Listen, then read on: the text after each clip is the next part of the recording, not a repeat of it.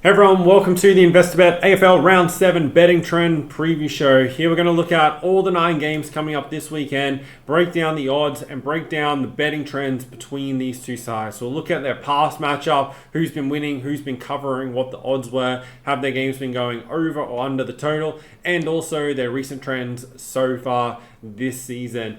On Thursday night, thankfully, both these sides won last week because that's definitely made this a more interesting match than it was looking like it was going to be before last weekend. But we have Melbourne as favourites against Richmond, $1.27, minus 23.5 point favourites.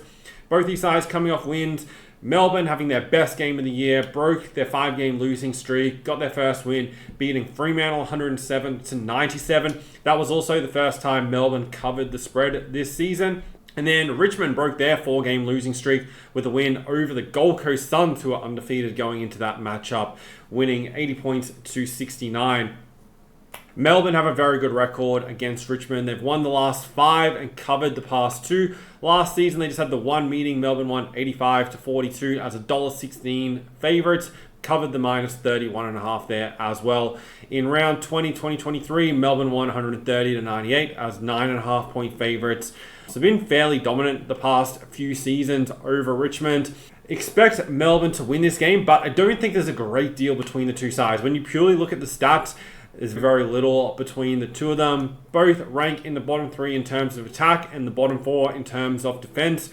So very little between the two sides. Wouldn't be surprised if Richmond play up to what they're capable of, which we saw them do last week against Gold Coast, and they bring that similar form. Wouldn't be surprised if this is a 10 to 15 point game either way. But I'd be looking at like your Melbourne 1-39 as probably the best betting option in this matchup. With the total at 175.5, I do think that is fairly high for these two teams who both struggle to score. The concern obviously is Melbourne's attack clicked last week. They basically doubled their average point score, and it's tricky to know how they'll come through that, whether they can replicate that once again. Even with that 107 points last week, they're still averaging 68 on the season. Richmond averaging slightly more at 70. But I think for this game to go, Melbourne's going to have to play very well in attack and really break down this Richmond defense. The thing is like I can understand why this total is high and higher than you'd expect it to be, just due to the fact both these sides are conceding over 100 points per game on average. If like they continue to not play defense, then it won't be that hard to get to that number. So I'm a little bit undecided on the total. Do think it's slightly high, but if it is to go under, it's only going to go just under. I can't see it being significantly under the way these two teams defend. Then the first game on Friday, so in the afternoon, Collingwood against Essendon. Collingwood, $1.20 favourites, minus 28.5. They've won 4 of the past 6 against Essendon. They come into this matchup on a 5-game winning streak, comfortably taking care of the Brisbane Lions at the Gabba last week, 105-53. They've covered the spread in their past 3 games, and it's hard to see them losing this game the way they're playing against Essendon at the moment, especially considering Essendon's having to make the trip back from Perth, come into this on a 7-day turnaround where Collingwood get an 8-day turnaround, so they get an extra day's rest as well. Now, you might think like Collingwood's coming back from Brisbane, is there a great deal of difference coming back from Perth? Generally, the trip back from Perth affects teams more than traveling along the East Coast. So that's why I am thinking that. Collingwood defensively, much better, only conceding 66 points a game on average, and it's even lower if you take out that first game of the season where the GWS Giants put 104 on them. Across their past 5 games that they've won, they're only conceding 58 on average. So the fact that they really couldn't get their attack going last week against West Coast, and they still are ranking in the bottom 6 in terms of points scored this season. I can't see them kicking a winning score against this Collingwood defense. But it is the Anzac Day match. Both teams get up for it, but Collingwood will win this game. I'm pretty confident. The past 2 head-to-head have gone over the total, but 3 of the past 5 have gone under. The total for this match is 168.5 currently. Do think that is slightly low. I have it at 171 as a fair total. Collingwood this season have been an underside, 4 of their 6 games going under, and Essendon their last 3 going under. And the bookmakers have just pretty much put up the same total as their past 2 games that were both 167.5. Don't really have a huge opinion on that number. I think it is there's only a couple of points difference that I would make it, but both these sides having trends favoring the under.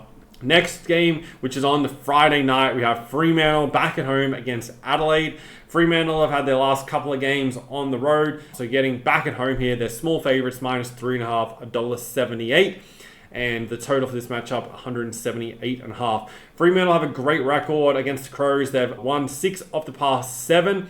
And that's a very good record against sides that you generally consider to be fairly evenly matched. So far this season, Adelaide's been the better attacking side and the slightly better defensive side. So a lot of this is being played into that home field advantage for Freo. Last time they met was round 3 last season at Optus Stadium. Fremantle were -7.5. Adelaide couldn't score in that game, 34 points total. Potentially, has Adelaide's attack dropped off, or they just didn't need to do much against GWS last week with just 52 points being scored, their lowest number of the season. I think they'll get their attack back rolling this week against Fremantle, who did concede 107 points against one of the worst attacking sides we've seen up to that point in Melbourne. Like Adelaide as an underdog here, however, I find it tricky to back them with Fremantle's record against them. I think this is a try-bet kind of game, either side 1-24. I think it'll be close. 2 goals either way. Don't think there's much between these two sides. The past 7 meetings have all been decided by 1-39 points. I think we'll see something similar here. 8 of the past 12 head-to-head have gone under the total points line. We do have sides capable of scoring here, especially Adelaide, who are averaging almost 110 points a game. But 2 of their past 3 have gone under the total this season. Fremantle have had 3 of their past 4 go at 178.5. I'd be leaning towards the over. I just don't love the fact that this matchup has a history of going under and being low scoring. I don't want to confidently back the over in this matchup at this stage. On to Saturday now, we have St Kilda against the Brisbane Lions. Both sides coming off losses. Brisbane, though, favourites, $1.47, -13.5. They've won the last 6 against St Kilda, and the away team has covered 8 of the last 9. So it's a good spot here for Brisbane travelling down to Melbourne for this game. They won their first 5. Were terrible last week against Collingwood. We'll get the form reference the day prior on how Collingwood go against Essendon, but I expect Brisbane to be winning this game. They've only covered the spread once this season, which was a couple of weeks ago against the Western Bulldogs. The other team has covered every other game against them, which is interesting, and the Lions have been overvalued a little bit to kick off the season. You often see that with the premiers from last year. For St Kilda, they've lost their past 2 against the Bulldogs and GWS, and it doesn't get any easier for them this week. They're now 3-3 on the season. St Kilda have been a big overside this season with 5 of their 6 games going over. I like Brisbane to win this game from a total perspective at 180.5. That's definitely a high total for this matchup. I make a fair total 179.5, so it is pretty spot on, but 180 for a Saints Brisbane game definitely feels high. When we look at the last matchup, which was at this venue last season, was only 166.5. Brisbane scored 124 points themselves. They scored 126 in the game prior to that, so they scored a combined 250 points in the 2 games against the Saints last season. Would slightly lean towards the over in this matchup. Brisbane did concede over 100 last week against Collingwood. St Kilda aren't great attacking, but they're not bad either. So I still think they can find 80 to 85 points in this game against a Brisbane defense that is conceding 85 points. And the Lions, I think, will get close, if not over the 100 points in this matchup against the Saints side that's conceding just under 100 points so far, and is coming off 127 and 110 points conceded the past 2 weeks. So like the Lions and lean towards it being high scoring, even though this matchup has a history of going under. We know the Brisbane Lions have had no issue scoring, and the road team has a good setup there. Then we have Port Adelaide versus North Melbourne. Port big favourites here, $1.13, -35.5. They've won 10 of the past 11 against North Melbourne, covered the past 5. They've also won the past 5 by at least 52 points. So the recent matches between these sides going back to 2020 haven't been a contest at all. And we've also seen 5 of the past 6 head-to-head go over the total. Last game didn't go over though, went under the 178.5, with North Melbourne just scoring 48 points. I think Port are going to be hard to stop here. Back-to-back wins against Sydney and Hawthorn the past 2 weeks. And defensively, they'll be able to limit North Melbourne here into around that 80-point score. I can't see North kicking much at 85. And then with Port Adelaide, like if they really switch on here, if they can get that 120, 130 points. North Melbourne, there has to be an emphasis on defense. They've conceded 113 or more in 5 of their 6 games so far this season. This teams are having no issue scoring against them. They're averaging 117 points conceded. And Port Adelaide, whilst they're not the best attacking side, they'll get plenty of chances to score in this game, especially with North Melbourne being on the road. This will be North's 3rd trip over to Adelaide this season. The only times they've left Melbourne have all been to South Australia. But Port Adelaide, I think this one's pretty simple. They'll win comfortably, probably cover the spread at 35.5. And I think they'll be scoring around the 120 points. I think anything under 110 is probably like a bit of a failure attacking performance, the way they're going so far for North Melbourne. Then we have GWS versus the Western Bulldogs. GWS favourites here, $1.52, minus 11.5 at home. The Western Bulldogs have a great record in this matchup though. They've won 7 of the past 8. They covered both meetings last season. Bulldogs winning in round 24, 98-61, and also in round 10 in Sydney, 70-43. These sides come into this game, firstly for GWS, they're coming in off a loss against Adelaide. So back at home after 2 weeks playing down in South Australia. They're 4-2 on the season, so still well positioned overall. And very poor attacking performance. Like they scored 132 and 110 in their 2 games prior, but now dropped down to 34 last week. I think they'll bounce back at home against the Bulldogs side that is ranking in the bottom half of the competition in majority of metrics. Bulldogs also give up plenty of disposals to the opposition, so wouldn't be surprised to see some GWS players rack up some big disposals in this game. And for the Bulldogs, they're coming off a big win last week, 127-56 against St Kilda. Big win. That was their biggest win of the season so far. They're now 3-3. So both teams like very similar position. Don't think there's a great deal between them. Do think GWS deserves to be favourite at home, but definitely give the Bulldogs a really good chance as the underdog here. I think the value lies with them at around that $2.50 mark. They looked a lot better last week with Bontempelli back in the side. I think they keep this close. You could also look at a try bet in this game. Either side, 1-24, I think is a good option. And also disposal markets there with GWS. The total at 169.5.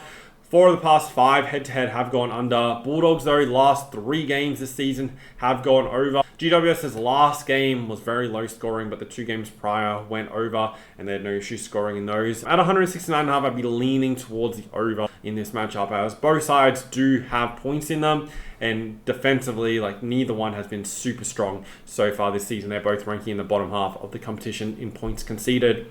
Then first game on Sunday, the Gold Coast Suns at home against the Swans. Gold Coast $1.54, 10.5 point favourites. Sydney have won and covered the past 3 versus Gold Coast, and they've also won 4 of the last 5 at the Gold Coast, covering 3 of those 5 games. Gold Coast were poor last week against the Richmond Tigers, losing that game when they're very short. They're only $1.06, $1.07 to win that game. So disappointing performance. They get the chance to bounce back, but it's not going to be easy for them. They get back at home here for just the 2nd time this season, so 4-1 overall. This would be a really good game if they were able to grab a win here, put them at 5-1 overall in the year, and only having played 2 games at home. They're averaging 111 points. Obviously, that dropped down to 69 last week, but this is still clearly better than the Swans, who rank 15th with 83 points per game. And Gold Coast defensively are putting up better numbers so far this season.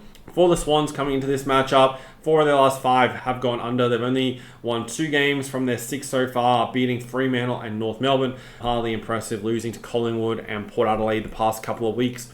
I think Gold Coast actually will win this game at home, but don't think they're deserving. $1.54, in my opinion, is a little bit too short. So once again, I think the value slightly lies with Sydney, but I think Gold Coast will get over the line. But whether they're a back or price, this game's not until Sunday, so there's time to see some odds movement until then. But if Gold Coast were around the $1.80 mark, there'd definitely be a bet. But at $1.54 for me, they're just a little bit too short as it currently stands. But Sydney just definitely not at their best this season, struggling to score points, whether they can keep up with the Suns up at People First Stadium. I'm not sure that they're going to be able to do that. 175.5 is the total line for this game. As I said, Sydney games have been going under in recent times, But for me, with the Gold Coast scoring, if they can bring their attacking game, this game can go over the 175.5. Don't think the final score will be too far away from that, so I'd be leaning towards the over. Then we have Carlton versus Geelong. Geelong favourites here, $1.52, minus 11.5, and the total is 174.5. Carlton have won and covered 2 of the last 3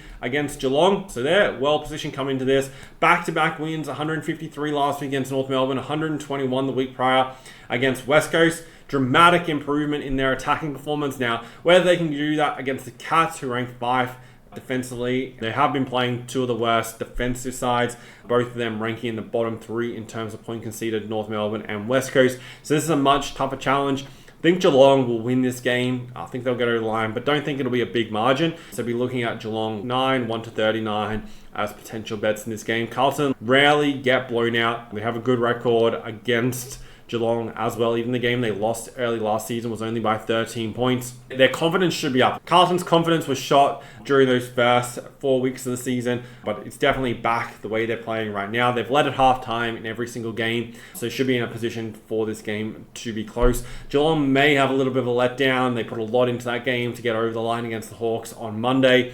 Fairly quick turnaround for them in comparison to Carlton, who have a 9-day turnaround, whereas Geelong only have a 6-day turnaround coming into this game. So that also favours Carlton in terms of keeping this game close. And with the total at 174.5, the past 3 head-to-head have gone over the total, and also 8 of the past 11 head-to-head have gone over. I have a fair total for this game at 176, so I think the total line is pretty much spot on. Last week was Carlton's first game to go over the total. For Geelong, 3 of their last 4 have gone under. And then final game of the round, Hawthorn versus West Coast. Hawthorn, big favourites here, $1.03, minus 56.5. Hawthorn have won the past 3 versus West Coast. This is an important game for them to win. Since their bye, they've lost their 2 games against Port and Geelong. They get West Coast this week, Richmond the week after, and then Melbourne the next 3. They can put together 3 straight wins here, get to 7-2 on the season, and be really well positioned. It starts here. They're at home. They'll win this game, win it comfortably. Won't be surprised for them to really put the foot down and run out big winners in this matchup. For West Coast, they're yet to win a game this season. They're 0-6. They haven't covered the spread in 3 of their last 4. Last week was at least close, and they didn't concede as many points, but I think they'll struggle to stop this Hawk side, especially when they get rolling, which they definitely can do. This game will be at Marvel, so not as good as the MCG in terms of how Hawthorn play, but I don't think it's going to matter too much. Hawthorn will get over the line, win comfortably at 180.5 for the total. It'll really just come down to how many points Hawthorn score. If their attack is on, we could see this go over. I prefer the team total though for Hawthorn as opposed to the full game over. In terms of the full game over, I'd be more so leaning towards the under. 3 of the past 4 head-to-head have gone under. This total is much higher than their previous meetings. And also this season, West Coast, their last 2 having gone under, and Hawthorn, 3 of their last 4 have gone under. So the recent trends favour the under, but Hawthorn to run out big winners. Also, we could look at some disposal markets. Connor Nash likely to be out, so that will boost some numbers there for the other Hawthorn midfielders.